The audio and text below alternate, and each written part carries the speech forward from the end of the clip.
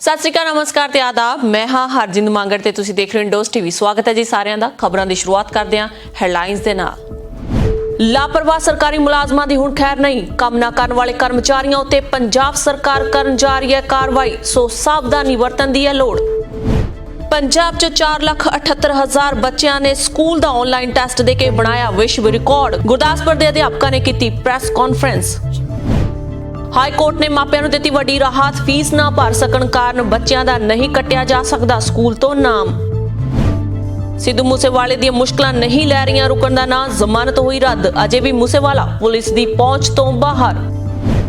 ਜਗਰਾਉਂ ਦੇ ਸਿੱਧਵਾਂ ਬੇਟ 'ਚ ਇੱਕ ਕਿਸਾਨ ਤੇ ਹੋਇਆ ਹਮਲਾ, ਘਰੋਂ ਬਾਹਰ ਬੁਲਾ ਕੇ ਗੋਲੀਆਂ ਨਾਲ ਭੁੰਨਿਆ, ਗੰਭੀਰ ਹਾਲਤ ਵਿੱਚ ਹਸਪਤਾਲ ਭਰਤੀ।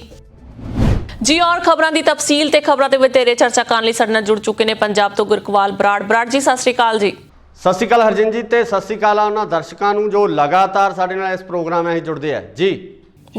ਪੰਜਾਬ ਦੀ ਪੱਖ ਦੀ ਖਬਰ ਕਿ ਜਿਹੜੇ ਸਰਕਾਰੀ ਮੁਲਾਜ਼ਮ ਲਾਪਰਵਾਹੀ ਕਰਦੇ ਨੇ, ਕੰਮ ਦੇ ਵਿੱਚ ਕੋਤਾਹੀ ਵਰਤਦੇ ਨੇ, ਠੀਕ ਢੰਗ ਨਾਲ ਆਪਣਾ ਕੰਮ ਨਹੀਂ ਕਰਦੇ, ਸਰਕਾਰ ਉਹਨਾਂ ਤੇ ਕਾਰਵਾਈ ਕਰਨ ਜਾ ਰਹੀ ਹੈ ਜੀ। ਬਿਲਕੁਲ, ਇੱਕ ਚਿੱਠੀ ਜਿਹੜੀ ਹੈਗੀ ਆ ਉਹ ਜਲ ਸਰੋਤ ਵਿਭਾਗ ਨੂੰ ਕੱਢੀ ਗਈ ਆ ਪੰਜਾਬ ਸਰਕਾਰ ਵੱਲੋਂ, ਜਿਹਦੇ ਵਿੱਚ ਇਹ ਲਿਖਿਆ ਗਿਆ ਕਿ ਜੋ ਮੁਲਾਜ਼ਮ ਨੇ ਜਾਂ ਅਫਸਰ ਨੇ ਜਿਹੜੇ ਕਿ ਆਪਣੀਆਂ ਡਿਊਟੀਆਂ ਨੂੰ ਪੂਰੇ ਤਰੀਕੇ ਨਾਲ ਨਹੀਂ ਨਿਭਾ ਰਹੇ ਜਾਂ ਆਪਣੀਆਂ ਡਿਊਟੀਆਂ ਤੋਂ ਕੋਤਾਹੀ ਵਰਤਦੇ ਨੇ, ਤਾਂ ਉਹਨਾਂ ਉੱਪਰ ਸਖਤੀ ਨਾਲ ਕਾਰਵਾਈ ਆ ਜਿਹੜੀ ਪੰਜਾਬ ਸਰਕਾਰ ਕਰਨ ਜਾ ਰਹੀ ਹੈ। ਜਿਹੜੀ ਇੱਕ ਵਾਰ ਜਿਹੜੀ ਇਹ ਚਿੱਠੀ ਆ ਸਿਰਫ ਤੇ ਸਿਰਫ ਜਲ ਸਰੋਤ ਵਿਭਾਗ ਵਾਸਤੇ ਜਾਰੀ ਕੀਤੀ ਗਈ ਆ, ਪਰ ਜਿਸ ਤਰੀਕੇ ਨਾਲ ਖਬਰਾਂ ਆ ਰਹੀਆਂ ਉਹਦੇ ਵਿੱਚ ਇਹੀ ਦੱਸਿਆ ਜਾ ਰਿਹਾ ਹੈ ਕਿ ਆਉਣ ਵਾਲੇ ਦਿਨਾਂ ਦੇ ਵਿੱਚ ਪੰਜਾਬ ਆ ਜਿਹੜਾ ਮੁਲਾਜ਼ਮਾਂ ਪ੍ਰਤੀ ਸਖਤੀ ਵਾਲਾ ਰੁਖ ਅਪਣਾ ਸਕਦੀ ਹੈ।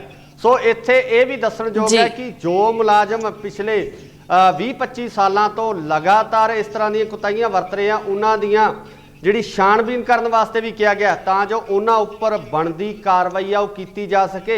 ਹੁਣ ਉਹਨਾਂ ਮੁਲਾਜ਼ਮਾਂ ਦੀ ਖੈਰ ਨਹੀਂ ਜੋ ਦਫ਼ਤਰਾਂ ਦੇ ਵਿੱਚ ਸਿਰਫ ਹਾਜ਼ਰੀ ਲਾਉਣ ਵਾਸਤੇ ਆਉਂਦੇ ਸਨ ਤੇ ਉਸ ਤੋਂ ਬਾਅਦ ਜਿਹੜਾ ਉਹ ਵਾਪਸ ਘਰਾਂ ਨੂੰ ਪਰਤ ਜਾਂਦੇ ਸਨ, ਜਾਂ ਜਿਨ੍ਹਾਂ ਦੀ ਪਬਲਿਕ ਡੀਲਿੰਗ ਸੀਗੀ, ਪਬਲਿਕ ਡੀਲਿੰਗ ਦੌਰਾਨ ਉਹਨਾਂ ਵੱਲੋਂ ਠੀਕ ਤਰੀਕੇ ਨਾਲ ਕੰਮ ਨਹੀਂ ਕੀਤਾ ਜਾਂਦਾ ਸੀ ਜਾਂ ਵਿਹਾਰ ਹੈ ਉਹ ਵਧੀਆ ਤਰੀਕੇ ਦਾ ਨਹੀਂ ਕੀਤਾ ਜਾਂਦਾ ਸੀ, ਉਹਨਾਂ ਦੇ ਉੱਪਰ ਜਿਹੜੀ ਹੈ ਪੰਜਾਬ ਸਰਕਾਰ ਦੀ ਗਾਜ ਹੈ ਉਹ ਡਿੱਗ ਸਕਦੀ ਹੈ ਜੀ।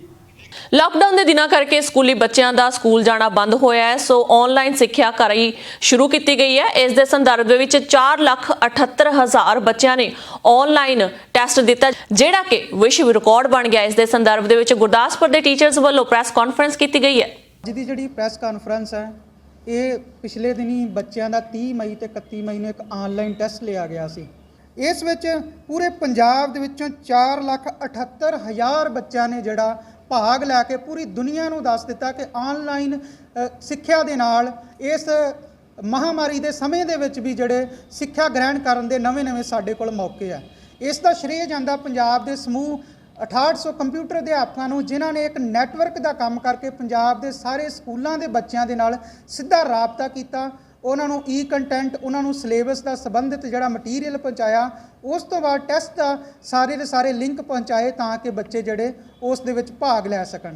ਜੀ ਬਰਾੜ ਜੀ, ਬਹੁਤ ਹੀ ਚੰਗੀ ਗੱਲ ਹੈ ਕਿ ਲਾਕਡਾਊਨ ਦੇ ਦਿਨਾਂ ਦੇ ਵਿੱਚ ਚਲੋ ਬੱਚਿਆਂ ਦੀ ਜਿਹੜੀ ਪੜ੍ਹਾਈ ਦਾ ਨੁਕਸਾਨ ਨਹੀਂ ਹੋ ਰਿਹਾ। ਇਹ ਰਿਕਾਰਡ ਦੱਸ ਰਿਹਾ ਕਿ 4,78,000 ਬੱਚਿਆਂ ਨੇ ਆਨਲਾਈਨ ਟੈਸਟ ਦਿੱਤਾ ਤੇ ਵਿਸ਼ਵ ਰਿਕਾਰਡ ਬਣ ਗਿਆ ਜੀ। ਬਿਲਕੁਲ, ਜਿਸ ਤਰੀਕੇ ਨਾਲ ਪੰਜਾਬ ਸਰਕਾਰ ਹੈ ਜਿਹੜੀ ਇਸ ਚੀਜ਼ ਵਾਸਤੇ ਲਗਾਤਾਰ ਜ਼ੋਰ ਲਗਾ ਰਹੀ ਸੀ ਕਿ ਬੱਚਿਆਂ ਦੀ ਜਿਹੜੇ ਸਕੂਲਾਂ ਨਾ ਲੱਗਣ ਕਰਕੇ ਜਿਹੜੀ ਆਨਲਾਈਨ ਪੜ੍ਹਾਈ ਕਰਾਈ ਜਾਵੇ, ਤੇ ਨਾਲ ਕਿਤੇ ਨਾ ਕਿਤੇ ਖਬਰਾਂ ਇਹ ਵੀ ਆ ਰਹੀਆਂ ਸਨ ਕਿ ਜੋ ਸਰਕਾਰੀ ਸਕੂਲ ਦੇ ਵਿਦਿਆਰਥੀ ਨੇ ਜਾਂ ਮਾਪੇ ਨੇ ਉਹਨਾਂ ਕੋਲ ਸਮਾਰਟਫੋਨ ਹੈ ਜਿਹੜੇ ਉਹ ਮੌਜੂਦ ਨਹੀਂ ਹੈ। ਇਸ ਤਰ੍ਹਾਂ ਦੇ ਇਲਜ਼ਾਮ ਆ ਜਿਹੜੇ ਸਰਕਾਰ ਉੱਪਰ ਲੱਗ ਰਹੇ ਸੀ, ਤਾਂ ਉਸ ਨੂੰ ਪਿੱਛੇ ਛੱਡ ਕੇ ਜਿਹੜਾ ਇੱਕ ਨਵਾਂ ਕੀਰਤੀਮਾਨ ਹੈ ਜਿਹੜਾ ਉਹ ਪੰਜਾਬ ਸਰਕਾਰ ਦੇ ਸਰਕਾਰੀ ਸਕੂਲਾਂ ਦੇ ਅਧਿਆਪਕਾਂ ਵੱਲੋਂ ਜਿਹੜਾ ਇਕੱਤਰ ਕੀਤਾ ਗਿਆ, ਜਿਹਦੇ ਵਿੱਚ ਉਹਨਾਂ ਵੱਲੋਂ ਇਹ ਦਾਅਵਾ ਕੀਤਾ ਗਿਆ ਕਿ ਵੱਡੀ ਗਿਣਤੀ ਦੇ ਵਿੱਚ ਬੱਚਿਆਂ ਵੱਲੋਂ ਇੱਕ ਟੈਸਟ ਜਿਹੜਾ ਦਿੱਤਾ ਗਿਆ, ਆਨਲਾਈਨ ਟੈਸਟ ਦਿੱਤਾ ਗਿਆ, ਜਿਹੜਾ ਕਿ ਇੱਕ ਵਿਸ਼ਵ ਰਿਕਾਰਡ ਦੇ ਰੂਪ ਦੇ ਵਿੱਚ ਸਾਹਮਣੇ ਆਇਆ ਹੈ। ਇਸ ਦਾ ਜਿਹੜਾ ਦਾਅਵਾ ਇਹ ਗੁਰਦਾਸਪੁਰ ਦੇ ਅਧਿਆਪਕਾਂ ਵੱਲੋਂ ਇੱਕ ਪ੍ਰੈਸ ਵਾਰਤਾ ਕਰਕੇ ਕੀਤਾ ਗਿਆ।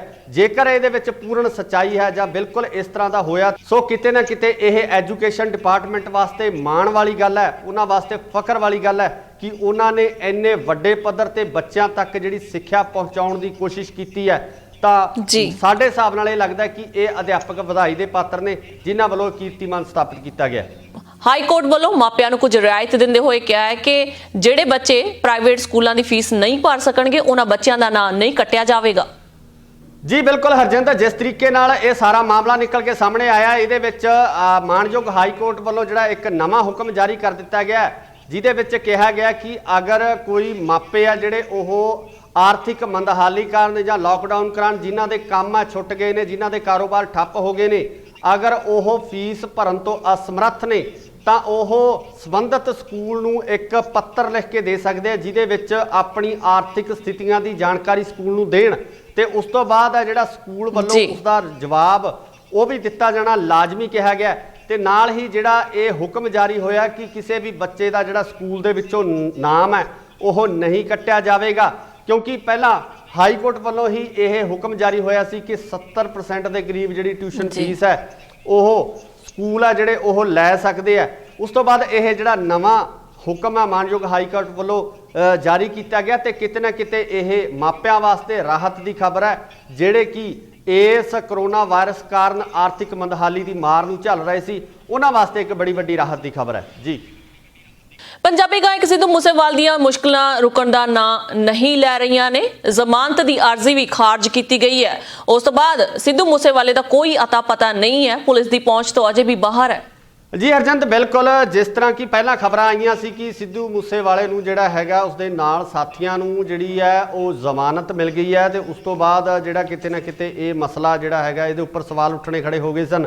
ਤਾਂ ਹੁਣ ਜਿਹੜੀ ਇੱਕ ਨਵੀਂ ਜਿਹੜੀ ਰਿਪੋਰਟ ਨਿਕਲ ਕੇ ਸਾਹਮਣੇ ਆਈ ਹੈ, ਜਿਹਦੇ ਵਿੱਚ ਕਿਹਾ ਗਿਆ ਹੈ ਕਿ ਅਦਾਲਤ ਵੱਲੋਂ ਸਿੱਧੂ ਮੂਸੇਵਾਲ ਦੀ ਜਿਹੜੀ ਜ਼ਮਾਨਤ ਆ ਉਹ ਰੱਦ ਕਰ ਦਿੱਤੀ ਗਈ ਹੈ ਤੇ ਇਸ ਦੇ ਨਾਲ 5 ਹੋਰ ਵਿਅਕਤੀਆਂ ਨੂੰ ਵੀ ਇਸ ਇਹਦੇ ਵਿੱਚ ਸ਼ਾਮਲ ਕੀਤਾ ਗਿਆ। ਤੇ ਨਾਲ ਹੀ ਨਾਲ ਜਿਸ ਤਰੀਕੇ ਨਾਲ ਇਹ ਮਸਲਾ ਉੱਠਿਆ ਸੀ ਕਿ ਇੱਕ ਪ੍ਰਾਈਵੇਟ ਰੇਂਜ ਦੇ ਵਿੱਚ ਸਿੱਧੂ ਮੂਸੇਵਾਲਾ ਵੱਲੋਂ ਜਿਹੜਾ ਪੰਜਾਬ ਪੁਲਿਸ ਦੇ ਮੁਲਾਜ਼ਮਾਂ ਨਾਲ ਮਿਲ ਕੇ ਜਿਹੜੀ AK-47 ਦੀ ਜਿਹੜੀ ਉਹ ਚਲਾਈ ਜਾ ਰਹੀ ਸੀ, ਜਿਹੜੀ ਕਿ ਕਾਨੂੰਨ ਦੀ ਸਿੱਧੀ ਉਲੰਘਣਾ ਸੀ। ਸਭ ਤੋਂ ਪਹਿਲਾਂ ਪੁਲਿਸ ਦੇ ਉੱਪਰ ਇਹ ਇਲਜ਼ਾਮ ਲੱਗੇ ਸੀ ਕਿ ਸਿੱਧੂ ਮੂਸੇਵਾਲੇ ਨੂੰ ਬਚਾਉਣ ਦੀ ਜਿਹੜੀ ਕੋਸ਼ਿਸ਼ ਆ ਉਹ ਪੁਲਿਸ ਵੱਲੋਂ ਕੀਤੀ ਜਾ ਰਹੀ ਹੈ, ਕਿਉਂਕਿ ਸਭ ਤੋਂ ਪਹਿਲਾਂ ਤਾਂ ਇਸ ਉੱਪਰ ਜਿਹੜੀ ਆਰਮਸ ਐਕਟ ਦੀਆਂ ਧਾਰਾਵਾਂ ਜਿਹੜੀਆਂ ਉਹ ਨਹੀਂ ਲਗਾਈਆਂ ਗਈਆਂ ਸਨ, ਜਦੋਂ ਕਿ ਇੱਕ ਅਪੀਲ ਹੈ ਜਿਹੜੀ ਕੋਰਟ ਦੇ ਵਿੱਚ ਪੈਣ ਤੋਂ ਬਾਅਦ ਉਸ ਤੋਂ ਬਾਅਦ ਇਹਨਾਂ ਧਾਰਾਵਾਂ ਦੇ ਵਿੱਚ ਵਾਧਾ ਕੀਤਾ ਗਿਆ ਸੀ। ਤੇ ਹੁਣ ਕਿਤੇ ਨਾ ਕਿਤੇ ਸਿੱਧੂ ਮੂਸੇਵਾਲੇ ਦੀਆਂ ਮੁਸ਼ਕਲਾਂ ਜਿਹੜੀਆਂ ਹੋਰ ਵੱਧ ਗਈਆਂ, ਜਦੋਂ ਕਿ ਇਹ ਜਿਹੜੀ ਜ਼ਮਾਨਤ ਹੈ ਉਹਨਾਂ ਨੂੰ ਕੋਰਟ ਵੱਲੋਂ ਦਿੱਤੀ ਗਈ ਸੀ ਉਹ ਵੀ ਜਿਹੜੀ ਆ ਰੱਦ ਕਰ ਦਿੱਤੀ ਗਈ ਆ। ਤੇ ਸਭ ਤੋਂ ਵੱਡੀ ਗੱਲ ਕੀ ਹੈ ਕਿ ਸਿੱਧੂ ਮੂਸੇਵਾਲਾ ਅੱਜ ਤੱਕ ਜਿਹੜਾ ਹੈਗਾ ਉਹ ਪੁਲਿਸ ਦੀ ਪਹੁੰਚ ਤੋਂ ਬਾਹਰ ਹੈ। ਜਿਹੜਾ ਕੱਲ ਪੁਲਿਸ ਦੇ ਨਾਲ ਮਿਲ ਕੇ ਫਾਇਰਿੰਗ ਰੇਂਜ ਵਿੱਚ ਫਾਇਰਿੰਗ ਕਰ ਰਿਹਾ ਸੀ, ਅੱਜ ਉਹ ਪੁਲਿਸ ਦੇ ਹੱਥਾਂ ਤੋਂ ਕਿਤੇ ਨਾ ਕਿਤੇ ਦੂਰ ਨਜ਼ਰ ਆ ਰਿਹਾ। ਇਹ ਵੀ ਸਵਾਲਾਂ ਦੇ ਘੇਰੇ 'ਚ ਹੈ। ਜੀ ਬਿਲਕੁਲ ਬਰਾੜ ਜੀ, ਦੇਖੋ ਕਿਸੇ ਦਾ ਘਰੇਲੂ ਮਸਲਾ ਹੋਵੇ, ਚਾਹੇ ਉਹ ਸਿੰਗਰ ਹੈ, ਐਕਟਰ ਹੈ ਜਾਂ ਆਮ ਬੰਦਾ, ਉਸ ਨੂੰ ਸੋਸ਼ਲ ਮੀਡੀਆ ਤੇ ਖਿਲਾਰਿਆ ਜਾਣਾ ਕਿੰਨਾ ਕੁ ਚੰਗਾ ਹੈ? ਜੀ ਦੇਖੋ, ਇਸ ਸੰਬੰਧੀ ਜਿਹੜੀ ਆ ਬਿਲਕੁਲ ਵੀ ਜਿਹੜਾ ਗੱਲ ਕਰਨੀ ਨਹੀਂ ਬਣਦੀ ਆ, ਕਿਉਂਕਿ ਉਹ ਉਹਨਾਂ ਦਾ ਨਿੱਜੀ ਮਸਲਾ ਹੈ। ਤੇ ਸਭ ਤੋਂ ਵੱਡੀ ਗੱਲ ਹੈ ਇਹ ਦੋ ਜ਼ਿੰਦਗੀਆਂ ਦਾ ਜੋ ਬੰਧਨ ਹੈ ਉਹਦਾ ਮਸਲਾ ਹੈ। ਜਿਸ ਤਰੀਕੇ ਨਾਲ ਸੋਸ਼ਲ ਮੀਡੀਆ ਉੱਪਰ ਜਿਹੜਾ ਹੈਗਾ ਦੋ ਗੁੱਟ ਬਣ ਗਏ ਆ, ਤਾਂ ਉਹਨਾਂ ਵੱਲੋਂ ਕੁਝ ਲੋਕ ਹੈ ਜਿਹੜੇ ਉਹ ਦਿਲਪ੍ਰੀਤ ਵੱਲ ਖੜੇ ਆ, ਦੂਜੇ ਪਾਸੇ ਕੁਝ ਜਿਹੜੇ ਵਿਅਕਤੀ ਨੇ ਉਹ ਅੰਬਰ ਹੈ ਲੜਕੀ ਦਾ ਨਾਮ, ਉਸ ਵੱਲ ਜਿਹੜਾ ਉਹਦੀ ਸਪੋਰਟ ਕਰ ਰਹੇ ਨੇ। ਦੇਖੋ, ਦੋ ਭਾਂਡੇ ਹਰ ਇੱਕ ਪਰਿਵਾਰ ਦੇ ਵਿੱਚ ਖੜਕਦੇ ਆ, ਪਰ ਇਸ ਨੂੰ ਇਸ ਤਰ੍ਹਾਂ ਸੋਸ਼ਲ ਮੀਡੀਆ ਵੱਲੋਂ ਉਛਾਲਣਾ, ਕਿਸੇ ਦੇ ਨਿੱਜੀ ਜ਼ਿੰਦਗੀ ਦੇ ਵਿੱਚ ਦਖਲ ਦੇਣਾ, ਇਹ ਮੈਂ ਸਮਝਦਾ ਕਿ ਬਹੁਤ ਮਾੜੀ ਗੱਲ ਹੈ। ਕਿਉਂਕਿ ਅਗਰ ਤੁਸੀਂ ਕਿਸੇ ਦਾ ਸੁਲਝਾ ਨਹੀਂ ਸਕਦੇ, ਅਗਰ ਤੁਸੀਂ ਉਹਨਾਂ ਦੇ ਵਿੱਚ ਸਹਿਮਤੀ ਨਹੀਂ ਬਣਾ ਸਕਦੇ, ਤਾਂ ਤੁਹਾਨੂੰ ਕੋਈ ਹੱਕ ਨਹੀਂ ਹੈਗਾ ਕਿ ਉਹਨਾਂ ਦੇ ਰਿਸ਼ਤੇ ਨੂੰ ਤੁਸੀਂ ਤੋੜ ਦਿਓ ਜਾਂ ਉਹਨਾਂ ਦੇ ਰਿਸ਼ਤੇ ਨੂੰ ਤਾਰ-ਤਾਰ ਕਰ ਦਿਓ। ਕਿਉਂਕਿ ਜਿਸ ਤਰੀਕੇ ਨਾਲ ਕਮੈਂਟਸ ਆ ਰਹੇ ਨੇ, ਜਿਸ ਤਰੀਕੇ ਨਾਲ ਵੀਡੀਓਜ਼ ਲਗਾਤਾਰ ਆ ਰਹੀਆਂ ਨੇ, ਉਹਦੇ ਤੋਂ ਇਹੀ ਜ਼ਾਹਰ ਹੋ ਰਿਹਾ ਕਿ ਮਤਲਬ ਦਿਲਪ੍ਰੀਤ ਨੂੰ ਗਾਲਾਂ ਕੱਢੀਆਂ ਜਾ ਰਹੀਆਂ ਨੇ, ਤਾਂ ਦੂਜੇ ਪਾਸੇ ਕਿਤੇ ਨਾ ਕਿਤੇ ਅੰਬਰ ਨੂੰ ਕੁਝ ਲੋਕਾਂ ਵੱਲੋਂ ਮਾੜਾ ਕਿਹਾ ਜਾ ਰਿਹਾ। ਸੋ ਇਹ ਇਸ ਤਰ੍ਹਾਂ ਦੀਆਂ ਜਿਹੜੀਆਂ ਚੀਜ਼ਾਂ ਇਹ ਕਿਤੇ ਨਾ ਕਿਤੇ ਸਾਡੇ ਸਮਾਜ ਵਾਸਤੇ ਬਹੁਤ ਮਾੜੀਆਂ ਨੇ, ਮੰਦਭਾਗੀਆਂ ਨੇ। ਇਸ ਤਰ੍ਹਾਂ ਨਾਲ ਕਿਸੇ ਦੇ ਨਿੱਜੀ ਜ਼ਿੰਦਗੀ ਨੂੰ ਸੋਸ਼ਲ ਮੀਡੀਆ ਤੇ ਉਛਾਲਣਾ ਮੈਂ ਨਹੀਂ ਸਮਝਦਾ ਕਿਤੇ ਕੋਈ ਚੰਗੀ ਗੱਲ ਹੈ। ਜੀ ਜਗਰਾਉਂ ਦੇ ਸਿਧਵਾ ਬੇਟ ਦੇ ਵਿੱਚ ਇੱਕ ਕਿਸਾਨ ਨੂੰ ਘਰ ਤੋਂ ਬਾਹਰ ਬੁਲਾ ਕੇ ਮਾੜੇ ਅਨਸਰਾਂ ਵੱਲੋਂ ਉਹਨਾਂ ਤੇ ਗੋਲੀਆਂ ਵਰਾਈਆਂ ਗਈਆਂ। ਕਿਸਾਨ ਜੇਰੇ ਇਲਾਜ ਹੈ। ਜੀ ਆਪਾਂ ਕੀ ਕਹਿੰਦੇ ਫਿਲਹਾਲ ਮਾਮਲੇ ਦੀ ਤਫਤੀਸ਼ ਚੱਲ ਰਹੀ ਹੈ। ਅਸੀਂ ਪਰਚਾ ਦਰਜ ਕਰ ਰਹੇ ਹਾਂ, ਬਿਆਨ ਲੈ ਰਹੇ ਹਾਂ। ਕੱਲ੍ਹ ਉਹ ਫਿੱਟ ਨਹੀਂ ਸੀ ਬੰਦਾ ਤੇ ਆਪਾਂ CMC ਆਪਣੀ ਟੀਮ ਭੇਜੀ ਹੈ ਫਿਰ ਉਹਦੇ ਬਿਆਨ ਲੈਣ ਲਈ। ਬਿਆਨ ਲੈ ਕੇ ਅਸੀਂ ਪਰਚਾ ਦੇਵਾਂਗੇ। ਅਸੀਂ ਫਿਲਹਾਲ ਤਫਤੀਸ਼ ਜਾਰੀ ਹੈ, ਆਪਾਂ ਨੂੰ ਟ੍ਰੇਸ ਕਰਾਂਗੇ ਬੰਦੇ। ਜੀ ਬਰਾੜ ਜੀ, ਪੰਜਾਬ ਦੇ ਵਿੱਚ ਮੰਦਭਾਗੀਆਂ ਘਟਨਾਵਾਂ ਆਏ ਦਿਨ ਵਾਪਰਦੀਆਂ ਰਹਿੰਦੀਆਂ ਨੇ। ਸੋ ਪੁਲਿਸ ਪ੍ਰਸ਼ਾਸਨ ਕਿੱਥੇ ਕੁ ਤੱਕ ਜ਼ਿੰਮੇਵਾਰ ਹੈ? ਕਿਉਂਕਿ ਹਰ ਥਾਂ ਤੇ ਫੇਲ ਹੋਇਆ ਲੱਗਦਾ ਹੈ। ਹਰ ਰੋਜ਼ ਨਿਤ ਨਵੀਂ ਘਟਨਾ ਵਾਪਰਦੀ ਹੈ ਜਿਹੜੀ ਕਿ ਮੰਦਭਾਗੀ ਹੈ ਤੇ ਦਿਲ ਨੂੰ ਬਲੁੰਦਰ ਵਾਲੀ ਹੈ। ਜੀ ਬਿਲਕੁਲ ਹਰਜਿੰਦਰ, ਪਿਛਲੇ ਦਿਨੀ ਜਿਹੜਾ ਨਕੋਦਰ ਦੇ ਵਿੱਚ ਵੀ ਇਸੇ ਤਰ੍ਹਾਂ ਦਾ ਮਾਮਲਾ ਸਾਹਮਣੇ ਆਇਆ ਸੀ। ਇੱਕ ਨੌਜਵਾਨ ਦੇ ਉੱਪਰ ਜਿਹੜਾ ਗੋਲੀਆਂ ਮਾਰ ਕੇ ਹਮਲਾ ਕੀਤਾ ਗਿਆ ਸੀ, ਉਸ ਨੂੰ ਵੀ ਇਸੇ ਤਰੀਕੇ ਨਾਲ ਘਰੋਂ ਬੁਲਾਇਆ ਗਿਆ ਸੀ। ਤੇ ਇਹ ਇੱਕ ਹੋਰ ਘਟਨਾ ਜਿਹੜੀ ਆ ਕੁਝ ਦਿਨਾਂ ਦੇ ਬਾਅਦ ਹੀ ਸਾਹਮਣੇ ਆਉਣਾ ਕਿਤੇ ਨਾ ਕਿਤੇ ਇਹ ਚਿੰਤਾ ਦਾ ਵਿਸ਼ਾ ਹੈ, ਕਿਉਂਕਿ ਇਹ ਵੀ ਦੱਸਿਆ ਜਾ ਰਿਹਾ ਕਿ ਇਸ ਕਿਸਾਨ ਦੀ ਕੋਈ ਨਿੱਜੀ ਦੁਸ਼ਮਣੀ ਵੀ ਹੈ ਜਿਹੜੀ ਉਹ ਹਜੇ ਸ਼ੁਰੂਆਤੀ ਜਾਂਚ ਦੇ ਵਿੱਚ ਨਜ਼ਰ ਨਹੀਂ ਆ ਰਹੀ ਹੈ। ਸੋ ਕਿਤੇ ਨਾ ਕਿਤੇ ਜਿਹੜੇ ਇਸ ਤਰ੍ਹਾਂ ਦੇ ਅਨਸਰ ਨੇ ਉਹ ਸਾਡੇ ਸਮਾਜ ਦੇ ਵਿੱਚ ਐਕਟਿਵ ਨੇ। ਤੇ ਸਭ ਤੋਂ ਵੱਡੀ ਗੱਲ ਹੈ ਕਿ ਜਦੋਂ ਕਿ ਰਾਤ ਸਮੇਂ ਦਾ ਕਰਫਿਊ ਜਾਰੀ ਹੈ, ਪੁਲਿਸ ਵੱਲੋਂ ਸਖਤ ਹਦਾਇਤਾਂ ਨੇ ਕਿ ਕੋਈ ਵੀ ਰਾਤ ਸਮੇਂ ਘਰੋਂ ਬਾਹਰ ਨਹੀਂ ਨਿਕਲ ਸਕਦਾ। ਤੇ ਜਿਸ ਤਰੀਕੇ ਨਾਲ ਸ਼ਾਮ ਨੂੰ ਇਹੋ ਜਿਹੇ ਅਨਸਰਾਂ ਵੱਲੋਂ ਇਹ ਕਾਰਵਾਈ ਕੀਤੀ ਗਈ ਹੈ ਤਾਂ ਉਹ ਪੁਲਿਸ ਦੀ ਪਹੁੰਚ ਤੋਂ ਬਾਹਰ ਹੋਣਾ ਇਹ ਵੀ ਕਿਤੇ ਵੱਡੇ ਸਵਾਲ ਜਿਹੜੇ ਖੜੇ ਹੁੰਦੇ ਨੇ। ਬਾਕੀ ਪੁਲਿਸ ਵੱਲੋਂ ਜਾਂਚ ਕੀਤੀ ਜਾ ਰਹੀ ਹੈ। ਆਉਣ ਵਾਲੇ ਦਿਨਾਂ ਦੇ ਵਿੱਚ ਇਸ ਸੰਬੰਧੀ ਕੀ ਖੁਲਾਸੇ ਹੁੰਦੇ ਆ ਇਹ ਸਮਾਂ ਹੀ ਦੱਸੇਗਾ। ਜੀ ਬਹੁਤ ਸ਼ੁਕਰੀਆ ਸਾਰੀ ਜਾਣਕਾਰੀ ਦੇ ਲਈ। ਇਜਾਜ਼ਤ ਚਾਹਾਂਗੇ ਬਰਾੜ ਜੀ। ਧੰਨਵਾਦ ਜੀ। ਅੰਤ ਵਿੱਚ ਦਰਸ਼ਕਾਂ ਨੂੰ ਦੱਸ ਦਈਏ ਕਿ ਕਰੋਨਾ ਵਾਇਰਸ ਦੇ ਵਰਲਡ ਵਾਈਡ ਕੇਸ ਕਿੰਨੇ ਰਜਿਸਟਰ ਹੋਏ ਨੇ ਤਾਂ ਜਿਨ੍ਹਾਂ ਦੇ ਵਿੱਚ 64,85,571 ਕੇਸ ਦਿਖਾਏ ਜਾ ਰਹੇ ਨੇ ਤੇ ਮੌਤਾਂ ਦੀ ਗਿਣਤੀ 3,82,412। ਰਿਕਵਰੀ ਰੇਟ ਦਿਖਾਇਆ ਜਾ ਰਿਹਾ ਜੀ 30,23,638। ਕੰਟਰੀ ਵਾਈਜ਼ ਗੱਲ ਕੀਤੀ ਜਾਵੇ ਤਾਂ ਯੂਐਸ ਦੇ ਵਿੱਚ 18,81,205 ਕੇਸ ਰਜਿਸਟਰ ਹੋ ਚੁੱਕੇ ਨੇ ਤੇ ਮੌਤਾਂ ਦੀ ਗਿਣਤੀ 1,08,059 ਹੋ ਚੁੱਕੀ ਹੈ। ਬ੍ਰਾਜ਼ੀਲ ਦੇ ਵਿੱਚ 5,58,237 ਕੇਸ ਰਜਿਸਟਰ ਹੋਏ ਨੇ। ਸੋ ਰਸ਼ੀਆ ਦੇ ਵਿੱਚ 4,23,771 ਕੇਸ ਆਏ ਨੇ ਤੇ ਮੌਤਾਂ ਦੀ ਗਿਣਤੀ 5,037 ਦਿਖਾਈ ਜਾ ਰਹੀ ਹੈ। ਸਪੇਨ ਦੇ ਵਿੱਚ 2,87,012 ਕੇਸ ਰਜਿਸਟਰ ਕੀਤੇ ਗਏ ਨੇ ਤੇ ਮੌਤਾਂ ਦੀ ਗਿਣਤੀ 27,127।